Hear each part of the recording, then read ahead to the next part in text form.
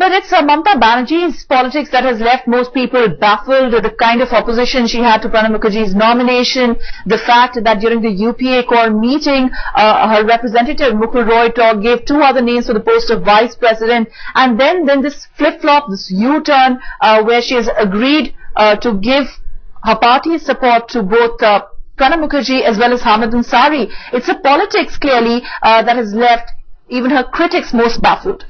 Well, absolutely, because till 2 hours or an hour and a half before she announced her support, even her party MPs were not aware that she's going to do yet another flip-flop.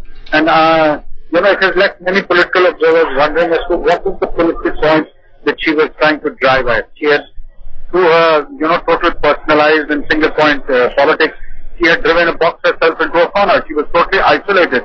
And now she's done a U-turn, gone against everything that she had claimed she was standing for, and done about turn and said that she's going to support both the candidates. So if you look at games, it's very difficult to fathom what are the games that have accrued from Mamata Banerjee. While the UPA political managers are fighting, it's Mamata Banerjee who's had to do all the running and who's had to come back to them.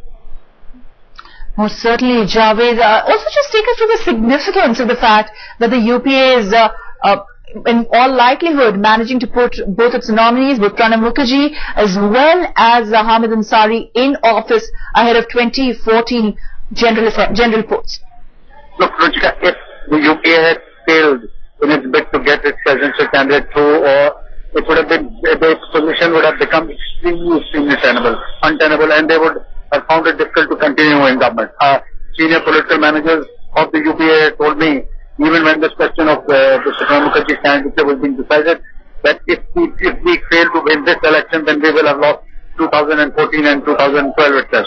So it was extremely important for the stability of the UPA government and for the durability of the alliance that they win both these elections, and that's why they pulled out all the stops. Even the Prime Minister, even the normally reticent Prime Minister, has been at the forefront, working the phones, trying to leverage whatever influence he has with alliance partners, supporting parties that have been outside the fold of the UPA, to try and muster up maximum support for both these candidates. Right, let me bring in Kartikeya Sharma at this point. Kartikeya, what about the left parties? The last time left parties supported Pranab Mukherjee's candidature. He's a UPA nominee.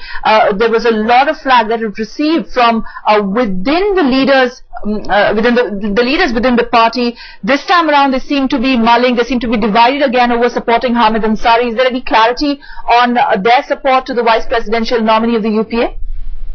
You see, one has to understand the importance of the vice president first. Unlike the president, where he's the party appointing authority, where he's more symbolic or comes into play if you have a facultative mandate in the parliament, the vice president office, or the vice president himself, is also the chairman of the upper house, Rajya Sabha, and he does day-to-day functioning in terms of management of the house. Now, UPA is a minority in Rajya Sabha.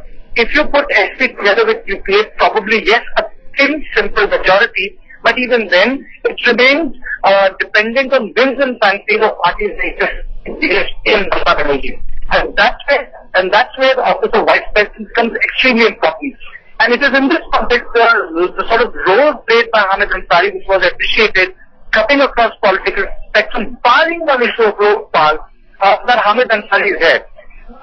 Opposition, on the other hand, could not manage a person where a consensus could be built on a person who could stand against Hamid Ansari. That is why you have a lot of parties who were there with the NDA during 2004 regime are going neutral, like CDP.